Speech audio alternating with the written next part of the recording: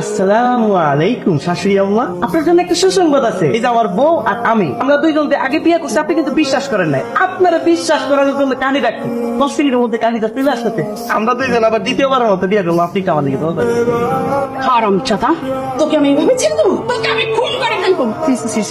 আস্তাগফিরুল্লাহ, তাওবা, নাউযুবিল্লাহ। শাশুড়ি আম্মা, আপনি এটা কি বলতেছেন? আপনি যদি আমার খুন করে ফেলেন তাহলে আপনার মেয়ে তো বিধবা হয়ে যাবো। এই কাজটা ভুলেও করেন না। এই যে আপনি যে আমার কলারটা ধরে রাখতেন, আশেপাশের মানুষজন যদি দেখে আপনি আমার কলারটা ধরে রাখতেন, আপনারা কি বলবে? আপনারা তো বলবে দরকার শাশুড়ি, আপনার খারাপ বলবে। ছেড়ে দেন আম্মা, ছেড়ে দেন। মা তুমি ওকে তোমার মেয়ে জামাই হিসেবে মেনে নাও।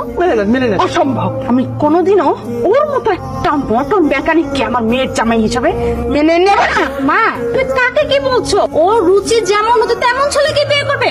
মা তুমি চলো তো আমার সাথে, তোমার সাথে কথা আছে।